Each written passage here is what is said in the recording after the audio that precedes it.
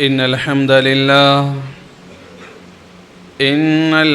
لله نحمده ونستعينه ونستغفره ونعوذ بالله من شرور أنفسنا ومن سيئات أعمالنا من يهده الله فلا مضل له ومن يضلل فلا هادي له وأشهد أن لا إله إلا الله وحده لا شريك له وأشهد أن محمدا عبده ورسوله أرسله بالحق بشيرا ونذيرا وداعيا إلى الله بإذنه وسراجا منيرا يا أيها الذين آمنوا اتقوا الله حق تقاته ولا تموتن إلا وأنتم مسلمون يا أيها الناس اتقوا ربكم الذي خلقكم من نفس واحدة وخلق منها زوجها وبث منهما رجالا كثيرا ونساء واتقوا الله الذي تساءلون به والأرحام إن الله كان عليكم رقيبا يا أيها الذين آمنوا اتقوا الله وقولوا قولا سديدا يصلح لكم أعمالكم ويغفر لكم ذنوبكم ومن يطع الله ورسوله فقد فاز فوزا عظيما أما بعد فإن خير الحديث كتاب الله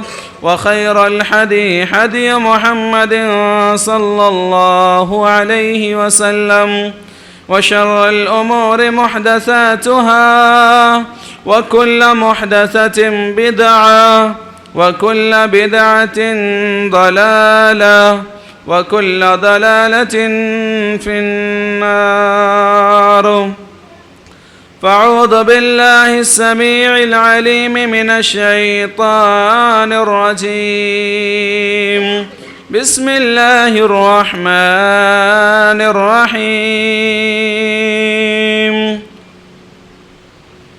ولله على الناس حج البيت من استطاع إليه سبيلا وقال النبي صلى الله عليه وسلم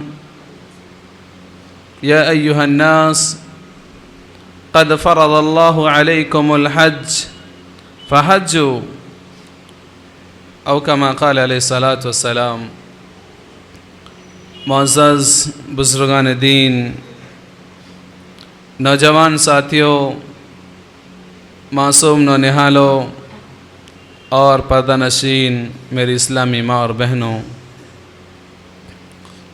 ہر قسم کی تعریف، توصیف، بزرگی، کبریائی، بڑائی اسی وحدہ لا شریک خالق کائنات مالک ارض و سماوات کے لیے لائق و زیبا اور سزاوار ہیں، جس نے ہم کو اور آپ کو پیدا کیا اور اس سے بڑھ کر ہم پہ کرم و احسان کیا کہ ہمیں ایمان جیسی دولت سے مالا مال کیا۔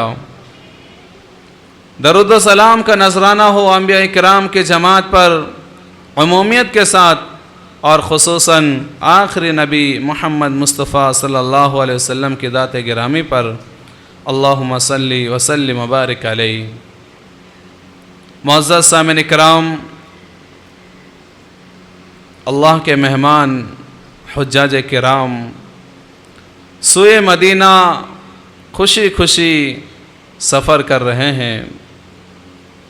کتنے خوش نصیب ہیں وہ لوگ جن کو اللہ رب العالمین اپنے گھر کی طرف بلا لے۔ کتنے مبارک کے مستحق ہیں وہ لوگ، اللہ جن کو نوازے وہ حج کریں۔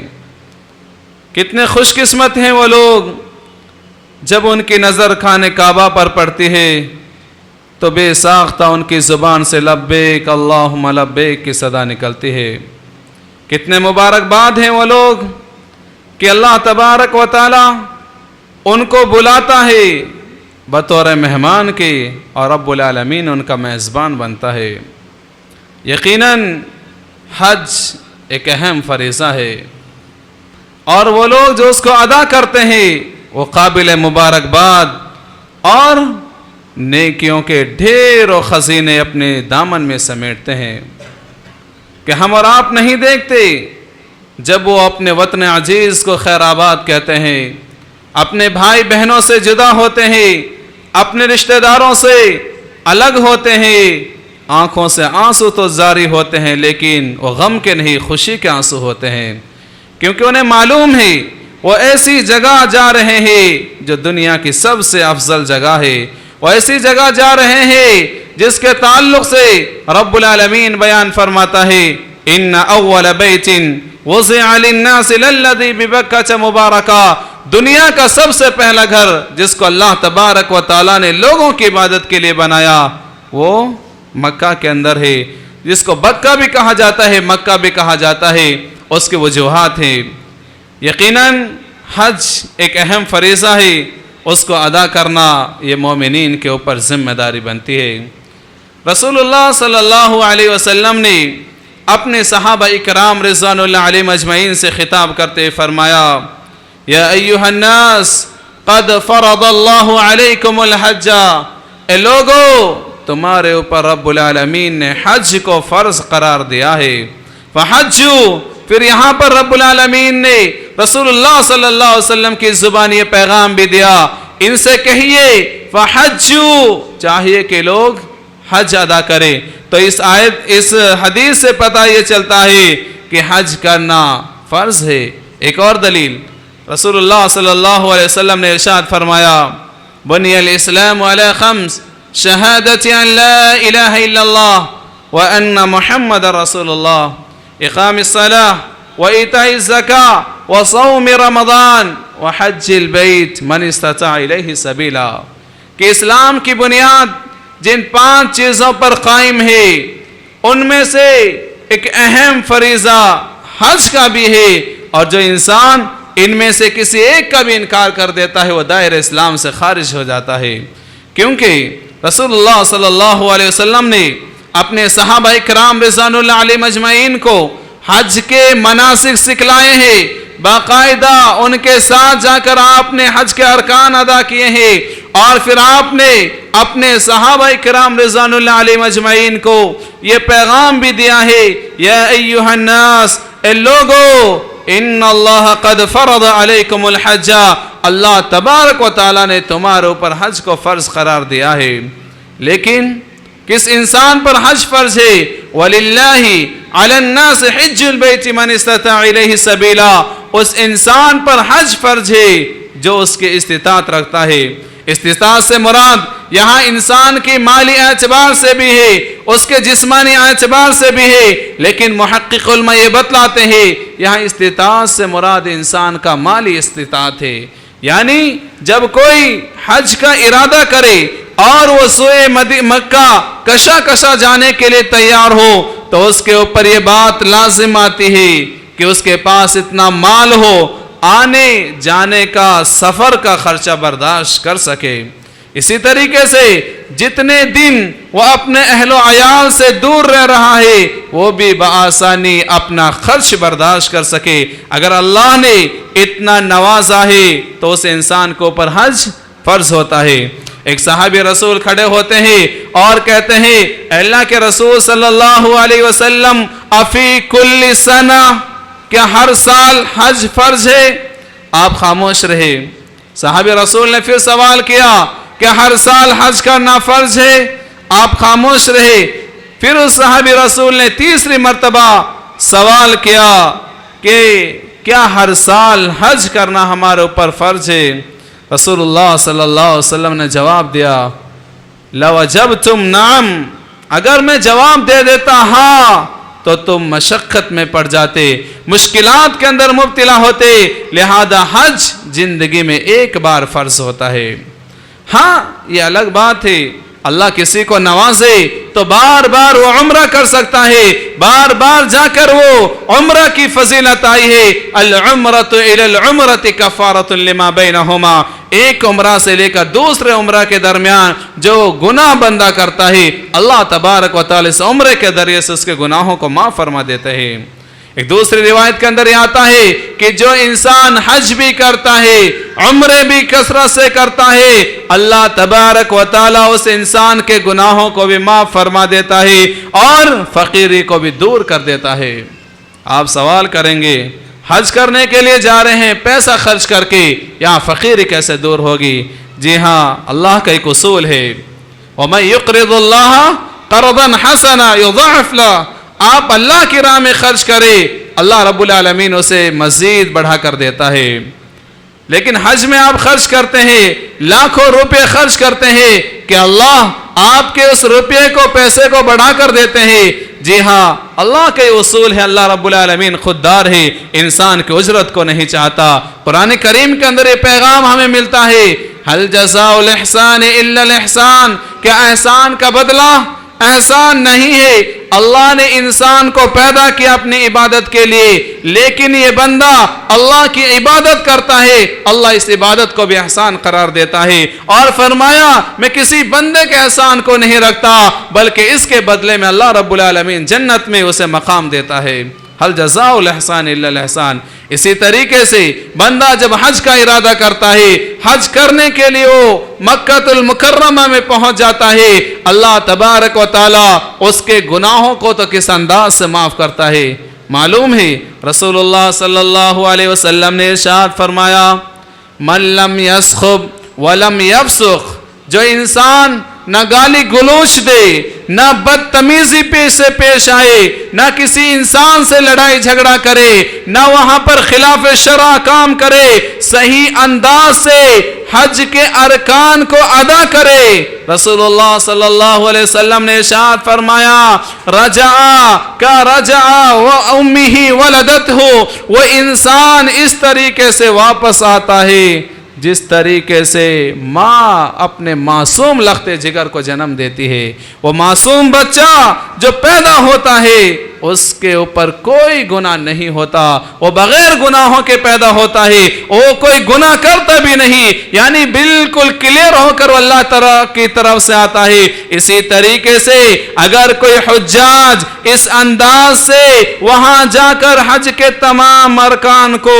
صحیح انداز سے ادا کرتے ہیں، بیچ میں خلاف شرع کام نہیں کرتے، نہ کسی کو گالی گلوچ دیتے ہیں، نہ کسی کو برا بھلا کہتے ہیں، نہ کسی کے ساتھ بدتمیزی سے پیش آتے ہیں، رسول اللہ صلی اللہ علیہ وسلم نے بیان فرمایا وہ انسان ایسے لوٹ کر آتا ہے جیسے معصوم بچے کو اس کی ماں جنم دیتی ہے، اور وہ معصوم بچہ اس کے اوپر کوئی گناہ نہیں ہوتا۔ اسی طریقے سے رب العالمین اس حاجی کے تمام گناہوں کو معاف فرما دیتے ہیں۔ اور تو اور رسول اللہ صلی اللہ علیہ وسلم نے بیان فرمایا الغازی فی سبیل اللہ والمعتمر والحاج وفد اللہ، ایک مجاہد جو اللہ کے کلمے کو بلند کرنے کے لیے اپنی جان اور مال کا نذرانہ پیش کرتا ہے، ایک حاجی اور ایک معتمر جو اللہ رب العالمین کی خاطر اس کام کو انجام دیتا ہے۔ رسول اللہ صلی اللہ علیہ وسلم نے ارشاد فرمایا یہ حجاج کرام وفد اللہ، اللہ رب العالمین کے مہمان ہیں۔ کتنی بڑی بات ہے، کوئی عام انسان کسی بڑے خاندان کے لوگ کے پاس یا کسی بڑے عہدے والے انسان کے پاس بطور مہمان کے بلایا جائے تو پوچھے اس کی حالت کیسے ہوتی ہے، مارے خوشی کے پھولا نہیں سماتا۔ اگر کسی کو پرائم منسٹر کوئی عہدہ دے دے، کسی کو دعوت دے اور خصوصی طور سے اسے بلائے تو اس کی اپنی قسمت کے بارے میں کہے گا میری کیا شاندار قسمت ہے، مجھے فلاں انسان نے بلایا ہے۔ اللہ کے لیے مثال، عالی مثال ایک سمجھانے کے لیے مثال دی جا رہی ہے۔ یہ حجاج جب وہاں پہنچتے ہیں تو اللہ رب العالمین ان حجاج پر نظر رحمت سے ان کی طرف دیکھتا ہے اور فرشتوں سے گواہ بنا کر کہتا ہے فرشتوں گواہ رہو یہ میرے مہمان ہے۔ اللہ رب العالمین فرشتوں کو گواہ بناتا ہے اور کہتا ہے کہ میں نے ان تمام کے تمام لوگوں کو معاف کر دیا ہے۔ اللہ کے مہمان ہیں یہ حجاج کرام۔ اسی لیے تو رسول اللہ صلی اللہ علیہ وسلم نے ارشاد فرمایا جب حاجی اپنے گھر سے چلتا ہے، چاہے سواری کے ذریعے سے چاہے وہ پیدل چلتا ہے، ہر قدم پر اللہ رب العالمین اس کے درجات کو بلند کرتا ہے، ہر قدم پر اس کے گناہوں کو مٹاتا ہے۔ جب وہ جمرات میں کنکریاں مارتا ہے رب العالمین اس کی ان نیکیوں کو ذخیرہ بنا دیتا ہے۔ جب وہ میدان عرفات میں قیام کرتا ہے رب العالمین سمائے دنیا پر آ جاتا ہے اور ان حجاج کرام کی طرف دیکھ کر فخر سے کہتا ہے میں نے ان کو نظر رحمت سے دیکھا اور ان کو معاف فرما دیا۔ جب یہ حجاج خانہ کعبہ کا طواف کرتے ہیں رب العالمین اس انداز سے ان کے اوپر فخر کرتا ہے۔ رسول اللہ صلی اللہ علیہ وسلم نے بیان فرمایا ان کے ایک ایک قدم پر اللہ رب العالمین نیکیاں نوازتا ہے، ایک ایک قدم کی بنا پر اللہ تبارک و تعالی ان کے گناہوں کو مٹا دیتا ہے۔ جب یہ صفا مروہ کی سعی کرتے ہیں اللہ کے رسول صلی اللہ علیہ وسلم نے ارشاد فرمایا ان کو اتنا ثواب دیا جاتا ہے جیسے بنی اسماعیل یعنی اسماعیل علیہ السلام کی اولاد میں سے کسی غلام کو آزاد کر دیا۔ کتنا بڑا مقام، کتنی بڑی فضیلت ہے اس حاجی کے لیے۔ اسی طریقے سے سنیے ہر چیز کا اللہ رب العالمین بدلہ دیتا ہے کسی اور انداز سے۔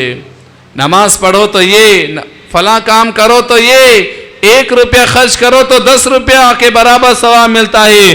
لیکن اللہ کے رسول صلی اللہ علیہ وسلم نے حجاج کرام کے لیے بہت بڑا عہدہ دیا ہے۔ وہ عہدہ کیا ہے؟ عہدہ یہ الحج المبرور لیس لہ الجزاء الا الجنہ، کہ اللہ کسی کے حج کو حج مبرور بنا دے، یعنی وہ تمام کے تمام ارکان کو قرآن و حدیث کی سنت کی روشنی میں ادا کرے۔ تو رسول اللہ صلی اللہ علیہ وسلم نے بیان فرمایا الحج المبرور لیس لہ الجزاء الا الجنہ، حج مبرور کا بدلہ سوائے جنت کے اور کچھ نہیں ہے۔ سامعین کرام کتنے خوش نصیب ہیں وہ لوگ جن کو اللہ رب العالمین توفیق دیتا ہے۔ لیکن سوالات اس انداز سے ہمارے پاس آتے ہیں اللہ نے مال سے نوازا ہے لیکن ہمارے 2 بچے ہیں جن کی شادی نہیں ہوئی، کیا ہم حج کر سکتے ہیں؟ ایک اور سوال کرتا ہے پیسے تو ہیں، ہم آنے جانے کا خرچہ برداشت کر سکتے ہیں لیکن کرائے کے مکان میں رہتے ہیں، کیا ذاتی مکان ہمارے پاس ہو تب ہم حج کریں؟ رسول اللہ صلی اللہ علیہ وسلم نے بیان فرمایا اللہ رب العالمین جب کسی انسان کو فرصت دے دے اور وہ حج کا ارادہ کرتا ہو تو نہ شادی آڑے اس کے آتی ہے نہ ذاتی مکان آڑے آتا ہے۔ چاہیے کہ فلیتعجل، وہ حج کرنے میں جلدی کر لے، کیونکہ آج تندرست ہے پتہ نہیں آئندہ سال بیمار ہو جائے، آج آپ صحت یاب ہے پتہ نہیں کوئی مہلک بیماری آپ کو لگ جائے، آج آپ باحیات ہے پتہ نہیں آئندہ سال رہے یا نہ رہے۔ لہذا اللہ جب آپ کو فرصت دے دے، اللہ اتنا نواز دے تو آپ کی ذمہ داری بنتی ہے پہلی فرصت میں جا کر ہم حج کر لیں۔ اور مزید بیان فرمایا پتہ نہیں اللہ رب العالمین نے آپ کو مال دیا ہے اور آئندہ سال کوئی ایسے عارضہ لاحق ہو جائے، ایسی رکاوٹ آ جائے، آپ جانا چاہتے ہیں پھر نہیں جا سکتے۔ لہذا اللہ جب آپ کو فرصت دے، آپ کو اللہ دولت دے، خرچہ برداشت کر سکتے ہیں، فحجو، حج کیا کرو، کیونکہ حج کرنے سے اللہ رب العالمین گناہوں کو مٹا دیتا ہے۔ ایک صحابی رسول عمر ابن عاص رضی اللہ تعالی عنہ ابھی دائرہ اسلام میں داخل نہیں ہوئے، دل میں اسلام کی محبت پنپ رہی تھی، اللہ کے رسول صلی اللہ علیہ وسلم کی خدمت میں حاضر ہو جاتے ہیں۔ رسول اللہ صلی اللہ علیہ وسلم کے ہاتھ پر بیعت کرنا چاہتے ہیں، اللہ کے رسول نے اپنے ہاتھ آگے بڑھا دیا، صحابی رسول بھی اپنے ہاتھ کو بڑھاتے ہیں لیکن کھینچ لیتے ہیں. کہتے ہیں میں اس وقت تک آپ سے بیعت نہیں کروں گا جب تک اللہ تبارک و تعالی میرے پچھلے گناہوں سے معاف نہ کر دے اور آپ اس کی ضمانت نہ دے دیں. اللہ کے رسول صلی اللہ علیہ وسلم نے عمر ابن عاص رضی اللہ تعالیٰ عنہ سے خطاب کرتے فرمایا اما علمت ان الاسلام یہدم ما کان قبلہ. عمر ابن عاص کیا تمہیں نہیں معلوم کہ جب کوئی کافر اسلام کے اندر داخل ہوتا ہے تو دخول اسلام کے اندر داخلہ ہی اس انسان کے گناہوں کا کفارہ بن جاتا ہے. اللہ پچھلے تمام کے تمام گناہوں کو معاف فرما دیتا ہے.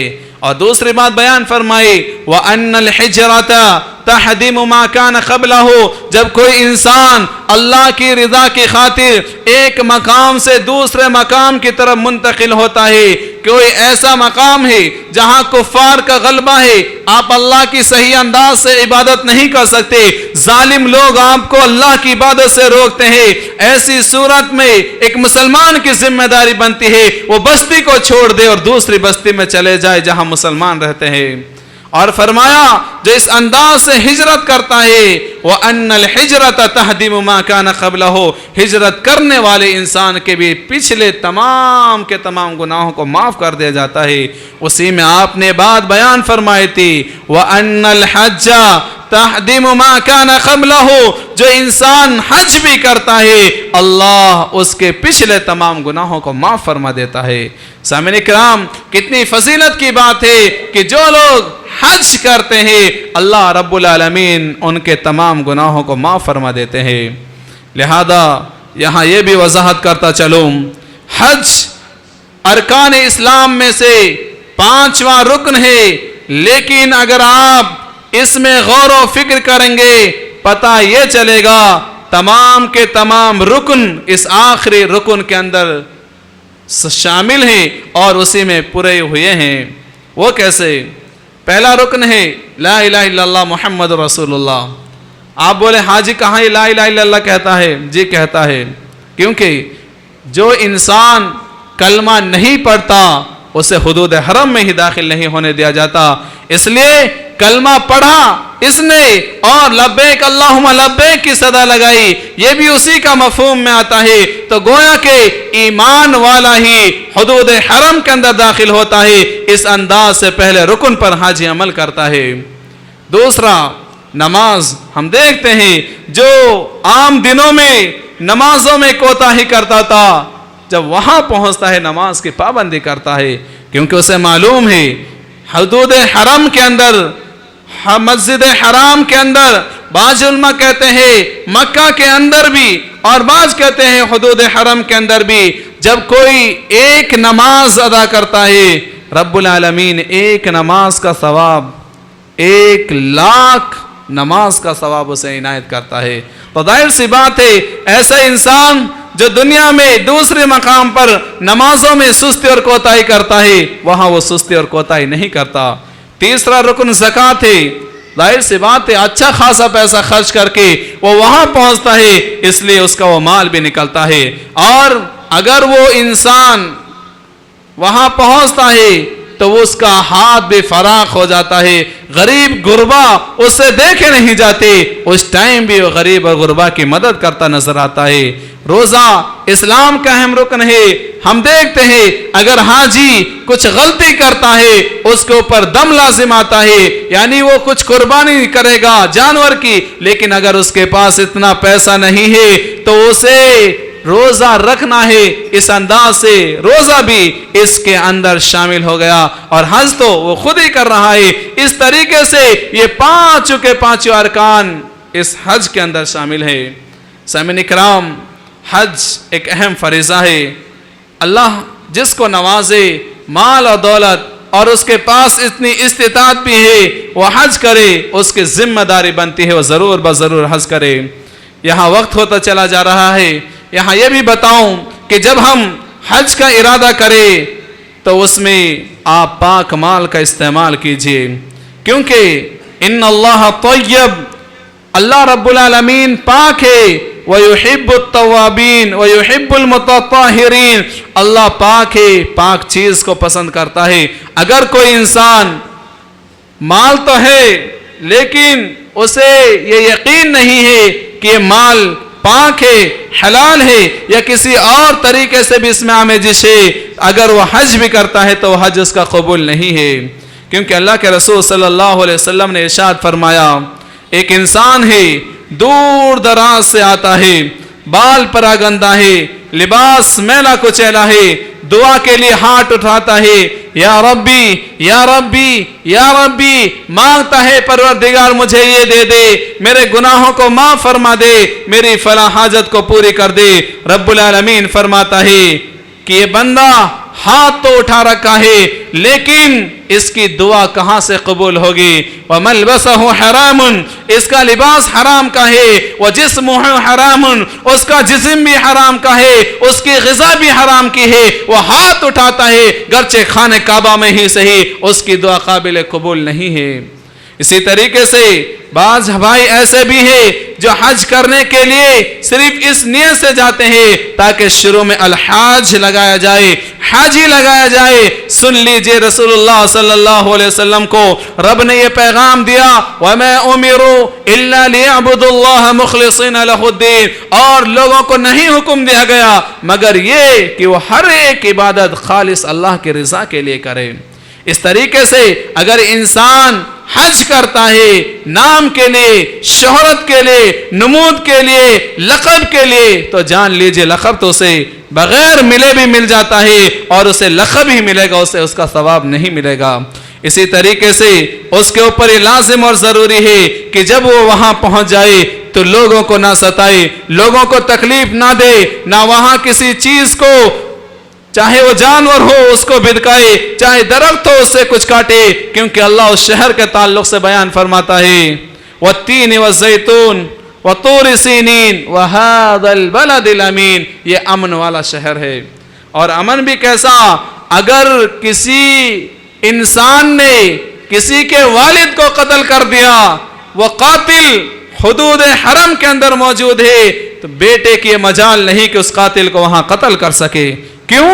کیونکہ اللہ رب العالمین نے اس شہر کی قسم کھائی ہے، لا اقسم بهذا البلد وانت حل بهذا البلد، یہ امن والا شہر ہے۔ اللہ تبارک و تعالیٰ نے اس امن والے شہر کی قسم کھائی ہے۔ سامعین اکرام، حج اللہ تبارک و تعالیٰ نے ان صاحب استطاعت مسلمانوں پر فرض قرار دیا ہے جن کو اللہ رب العالمین نے اتنا مال اور دولت دی ہے کہ وہ زاد راہ یعنی سفر کے خرچے کو برداشت کرے، ضرور ضرور وہ حج کرے، کیونکہ حج بھی اسلام کے 5 رکن میں سے ایک اہم رکن ہے۔ جو انسان حج کرتا ہے اللہ اس کے سابقہ تمام گناہوں کو معاف فرما دیتا ہے، چاہے اس کے گناہ جھاگ کے برابر بھی کیوں نہ ہو، چاہے اس کے گناہ زمین کے ذرات کے برابر کیوں نہ ہو، چاہے اس کے گناہ ان قطرات کے برابر کیوں نہ ہو، کیونکہ اللہ رب العالمین اس انسان سے گناہوں کی معافی کی بات کرتا ہے۔ اللہ رب العالمین سے دعا کرتا ہوں کہ بار الہ جن کو اللہ نے مال و دولت سے نوازا ہے، اے اللہ ہم لوگوں کو اور ان کو بھی تو حج کرنے کی توفیق عطا فرمائے۔ الہ العالمین جو حجاج کرام تیرے مہمان ہیں، اے اللہ تو ان کی عزت آبرو، ان کی جان و مال کی حفاظت فرما۔ دشمنان اسلام حجاج کرام کے پیچھے لگے ہوئے ہیں۔ ہم نے گزشتہ سے پیوستہ سال بھی دیکھا کس طریقے سے ظالموں کی سازشیں ہیں، کہیں کرین کو گرا دیا جاتا ہے، کہیں اس انداز سے بھیڑ کی جاتی ہے جس میں ہزاروں کی تعداد میں حجاج کرام جام شہادت نوش کرتے ہیں۔ اللہ ان کو یقیناً اجر دے گا اور ان کا وہ حج قیامت تک رہے گا، کیونکہ اللہ کے رسول کی حدیث ہے۔ لیکن ان شر پسندوں کے شر سے رب العالمین ان حجاج کرام کی حفاظت فرمائے۔ اللہ رب العالمین عالم اسلام کے مسلمان کی حفاظت فرما۔ اے اللہ جو مسلمان بھائی پریشان حال ہیں، اے اللہ ان کی پریشانیوں کو دور فرما دے۔ الہ العالمین جو مقروض ہیں ان کے قرضوں کی سبیل نکال دے۔ اے اللہ جو بیمار ہیں انہیں شفاء کاملہ عاجلہ نصیب فرما۔ اے اللہ جو مسلمان بھائی تیری راہ میں مجاہدین تیرے دین کی سربلندی کے لیے دن اور رات ایک کیے ہوئے ہیں، اے اللہ ان کی جان و مال کی حفاظت فرما۔